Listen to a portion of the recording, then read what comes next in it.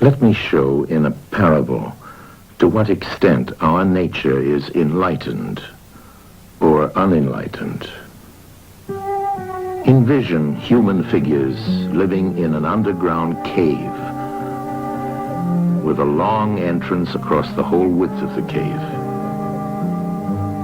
Here they have been from their childhood and have their legs and necks chained so that they cannot move and can only see before them, being prevented by the chains from turning their heads around. Above and behind them, a fire is blazing at a distance. They see only their own shadows, which the fire throws on the opposite wall of the cave. For how could they see anything but the shadows if they were never allowed to move their heads?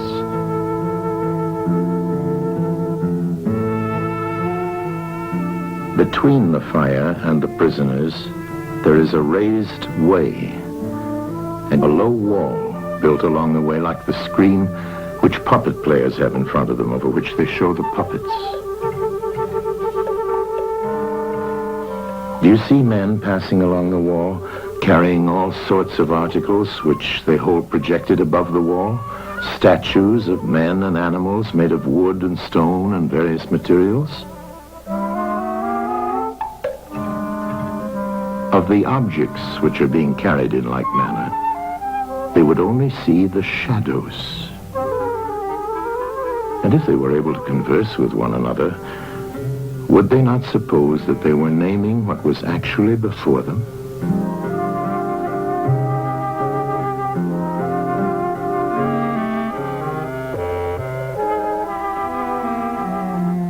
And suppose further that there was an echo which came from the wall. Would they not be sure to think when one of the passers-by spoke that the voice came from the passing shadows? To them, the truth would be literally nothing but the shadows of the images. And now look again and see what will naturally follow if one of the prisoners is released. At first, when he is liberated and compelled suddenly to stand up and turn his head round and look towards the light, all this would hurt him, and he would be much too dazzled to see distinctly those things whose shadows he had seen before. And then conceive someone saying to him that what he saw before was an illusion,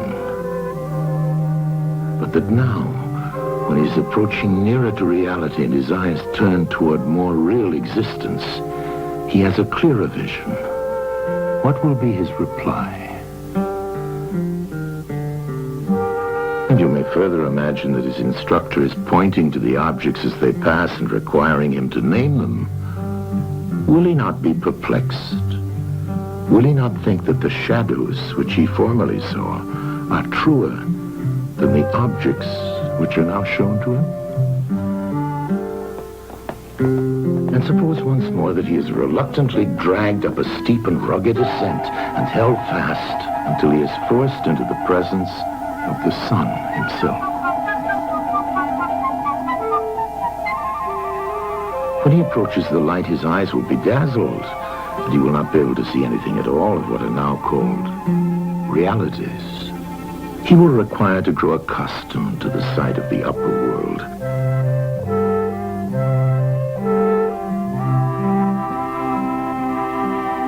And first he will see the shadows best. Next, the reflections of objects in the water, and then the objects themselves. Then he will gaze upon the stars and the spangled heavens and the light of the moon. He will see the sky and the stars by night. Last of all, he will be able to see the sun, and not mere reflections of it in the water, but he will see the sun in its own proper place and not in another. And he will contemplate the sun as it is. Will he not then proceed to argue that it is the sun who gives the season and the years, and is the guardian of all that is in the visible world, and in a certain way the cause of all things which his fellows had been accustomed to behold.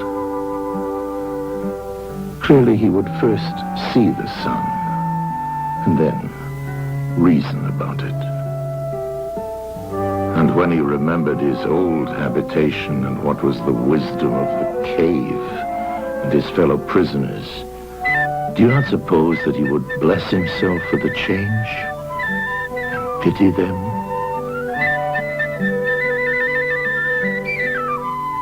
And if they were in the habit of conferring honors among themselves on those who were the quickest to observe the passing shadows, and to remark which of them went before and which followed after, and which were together and who were therefore best able to draw conclusions as to the future, do you think that he would care for such honors and glories, or envy the possessors of them? Would he not say with Homer, "Better to be the poor servant of a poor master, and to endure anything rather than think as they do and live after their manner"? Imagine once more such a one coming suddenly out of the sun to be replaced in his old situation. Would he not be certain to have his eyes full of darkness? And if there were a contest of measuring the shadows, and he had to compete with the prisoners who had never moved out of the den, while his sight was still weak and before his eyes had become steady, wouldn't they all laugh at him and say he had spoiled his eyesight by going up there, and that it was better not to even think of ascending?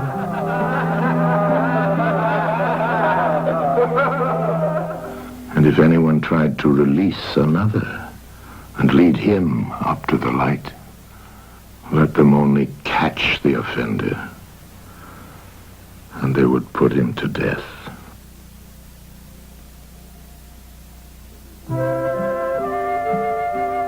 It is the task of the enlightened not only to ascend to learning and to see the good, but to be willing to descend again to those prisoners and to share their troubles and their honors, whether they are worth having or not. And this they must do, even with the prospect of death. They shall give of their help to one another, wherever each class is able to help the community.